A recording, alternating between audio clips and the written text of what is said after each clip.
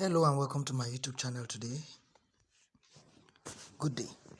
With all hopes that your scholarship application processes and inquiries are going fine.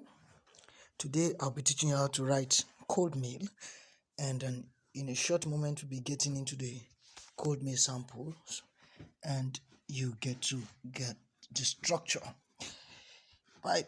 With that being said, I hope you've subscribed to the YouTube channel with hopes that you keep in tag, put on the notification bell so that you can enjoy every content that I leave on the YouTube channel for your scholarship application. Without further ado, let's get started. And this is the first cold mail, and we're going right away into the cold mail. And this is how this one is starting. You write the mail and you put the subject, of course.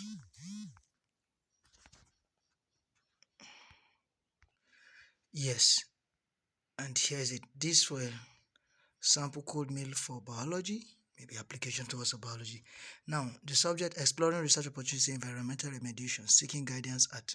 You put the name of the university and then you write it to the professor, dear Professor John Doe, or whatever the name is. Now, you introduce yourself, first of all, in a polite and courteous way. And you can see it's great pleasure. Write this mail. You tell your name, where you graduated or what you studied, and your name of the university, and your area of interest. Express your interest to say you want to join the research group at the professor's laboratory at the University of the Professor for a PhD in environmental study with a focus on environmental remediation. What does this mean? It meant that you must have gone through the professor's work. You've noticed their area of interest, which aligns with your own area of interest. However, maybe you have a focus that may not totally be in line with theirs, that may not totally be exactly theirs, but is in line with theirs. And that is where you see the PhD in environmental studies with a focus on environmental remediation. Now you go ahead to further explain that you've done some little background research and you've discovered something. While researching potential supervisors for my PhD, I came across your work on developing sustainable solutions for environmental changes. Now this, you're emphasizing, you're building on the fact that you have noticed something that he may not really pay attention to in your first paragraph, but then you are telling him you've done extra work to make research and findings, and you are intrigued. And prior to stumbling on his work and publications, some of the questions that have been on your mind, these things you do in such a way that you're able to capture the attention of your reader and tie his interest to your ambition. You see that you've mentioned something that you had some issues that are bothering your mind before you even came across his work and publication. What are you emphasizing? You're emphasizing that you've read through, at the least, you should have read through 5 of his most recent works. Done the summary, you can analyze the methodology used and whatever approaches. At least in case he calls you for a video call, a Google Meet, a Zoom, name it, or Skype to interact with you or interview you, you'll be able to say things that resonate with what he has done himself. And that being said, you begin to itemize your own question. What role will microbial diversity play in bioremediation of contaminated soil that are contaminated? Like, this may be one of the things that he has asked as questions, maybe as limitation in his research work. Just in case you're wondering, how can I get these kind of things? I'm like, just look out for every researcher has limitation. Every research has limitation and delimitation. Identify the limitation he places on it. If it gives you room for other researches, identify it as one of the things that you have as burden in your heart. That's one way to find these parts. Another way to find it is in their recommendations. You can also find things around this. Then in their research questions and maybe restrictions, you can find these things too. And so those are places where you can look through a researcher's work to find questions that can connect you with them and get them to become your potential supervisors. So that being said, you go to the remaining questions and then you now emphasize on the fact that you are current with his research. You see your recent publication in the Journal of Environmental Sciences and Pollution Research on, tell him, and the use of this and blah blah blah blah.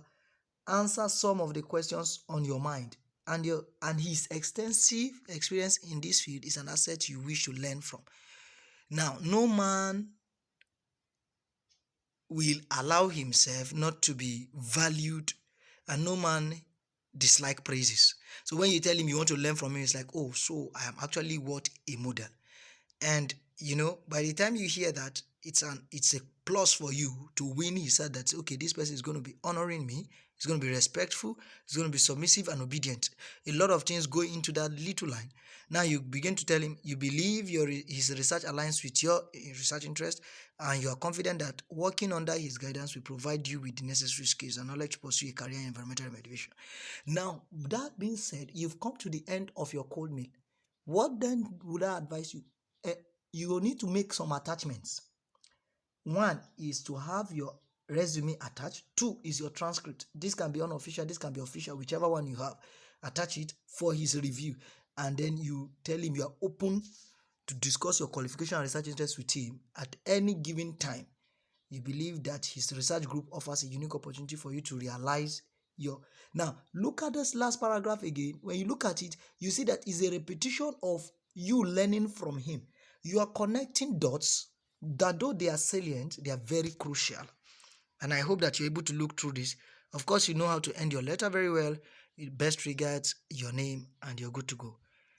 Now we'll look at, this is a science cold mail. Let's look at another one, maybe in the social sciences or political sciences.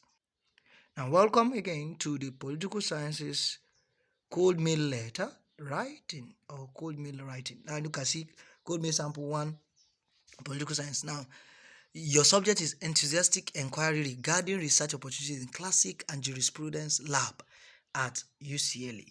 It can be any university, of course. It doesn't have to be the same thing, because this person is making questions around political science. You just know your area of interest and ask questions. Now, you introduce, like the other one, graduate of this with a deep passion for interdisciplinary research. You see this person communicating their area of interest already in governance and international jurisprudence. And they're writing to admiration for the person's groundbreaking. You see what I'm saying? The hyping strategy. The hype strategy is very crucial when you write cold mails. You need to get their heads, if there's any word appropriate like that, inflated with praises. And so the person captured that and began it here. Now you go ahead and give a brief background of your undergraduate studies. I had the privilege of various aspects of political science, including courses on this that relates and aligns with governance in a globalized world. And maybe your undergraduate research was focused on something around a cooperative jurisprudential analysis, and you are captivated by his inclusive analysis of evolving nature of governance. You let them know how much attention you have paid to their scholastic work. Now, based on this guy had told them that the first time he came across his influential publication. It may be a publication with the highest rank Google ranking, or referencing, or something. Just look at the parameters for Google scholarship, and then you could just build on any of that and use it as a parameter to tell about here. Then you now begin to talk about you build on that to let him know that, okay, you've paid keen attention to his work over time. You may be wondering, how long time do I need actually to pay before I can write this? You don't need much time. You just need to make researches, do your filtering of professors in schools, identify 6 to 10 in every school you intend to apply to that has a course of interest for you, and then you just go through their profile. Every school has. One of these days, in one of subsequent videos, I would be going through how to identify professors, their areas of interest, and how to get their mails right to them, cold mails like this. And so please ensure you subscribe to the YouTube channel and click the notification bell so that you would not miss that. And peradventure there are other issues or questions you want to ask, leave them in the comment section. I will take time to look through them and respond to them appropriately. Now you let him know his innovative approach aligns perfectly with your research goals and aspirations you're particularly interested in. Now look at where you communicate your interest, and you ensure you tie your interest around his specialty. Interplay between classical political thought and contemporary legal systems. Look at it. Look at his area of interest, governance in globalized world. Look at now redefining state sovereignty, classical perspective in contemporary international law. Now you are telling him that your area of interest has something to do with his interest. Contemporary law, legal systems is what you capture. He is also interested in contemporary He's also interested in contemporary international law. You can see connections. So you connect it and all of that. And then you go further and say, I haven't read about the notable research conducted in his lab. You see, you are inflating his ego, you are inflating his scholarship, and you are letting him know that, okay, I've paid attention to you as much as I can. Give me this opportunity, I won't abuse it. You go further to say, and collaborate with like-minded scholars. His lab, you can comment the way you want and all of that. And you'll be honored if he could spare a few minutes to discuss the potential of your involvement in the classic and jurisprudence. You see, you've opened yourself up and you've given him freedom to access you and also to even interact with you, just in case there are things you said here that he's not really confident about or convinced about. When he has this kind of opportunity, he could actually give you a call or slate a call time for you and get back to you. And with that being said, you let him know that your involvement, you would welcome advice or guidance he could offer regarding the next step you should take to pursue research opportunities under his esteemed mentorship. That's another praise there. Of course, again, you would attach your curriculum vitae. Now you thank him, you end your letter, and leave your details behind. Now let me add a quick clause for you. There are secrets you could also add. You could add your CV. If you have a work experience, something with an organization, you could also leave that behind. Now, maybe a work portfolio or a website of your work, you could leave that behind, or your social media link, you can all attach that in your CV also. Another thing you could do is that you leave your transcript.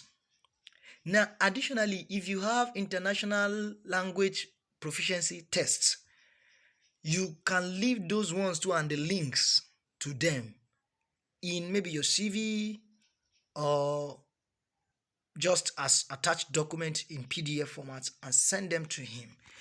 Now, that can be a win also for you, just in case it's needed. But a lot of schools now are beginning to waive it for Nigeria and several other African countries. So just check out and see how it goes.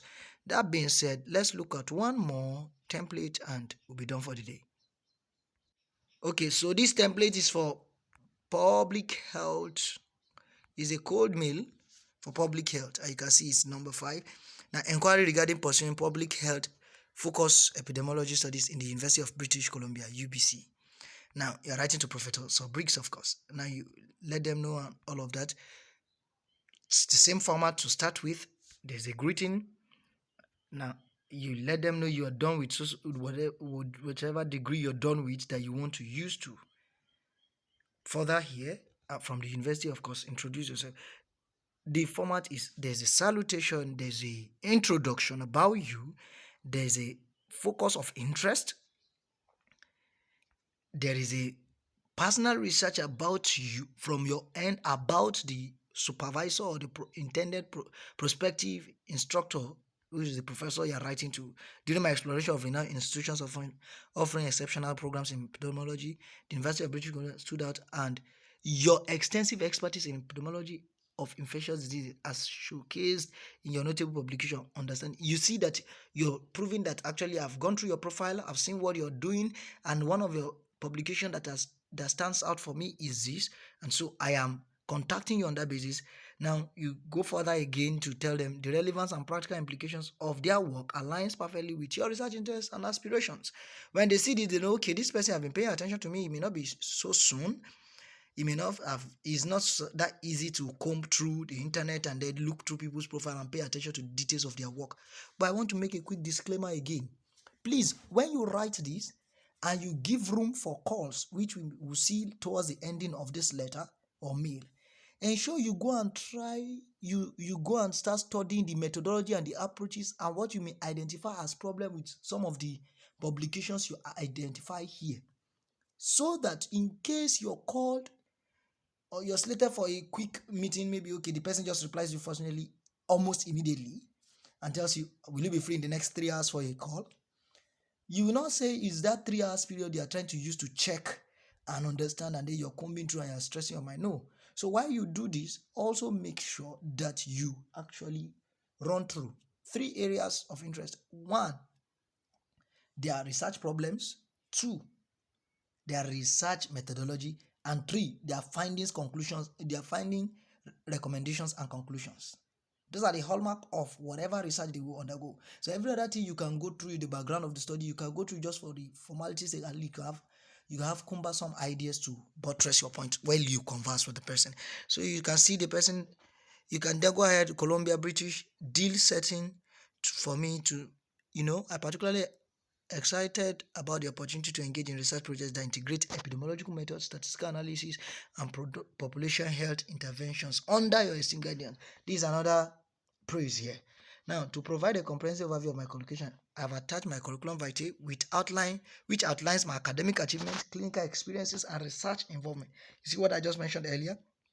Additionally, I have enclosed statement of purpose that details my research interest. You see, highlights my alignment with your research focus and outlines potential areas of collaboration. Now, this person includes a statement of purpose, making the 4th document you can include: 1, a CV; 2, transcript; 3, statement of purpose; 4, proficiency tests, if you have any, or a proof of English proficiency from your school, of course. I'm honored to have the opportunity to discuss my application further. You see the clause here? The clause that give room for call and further interrogation or interviews is there again.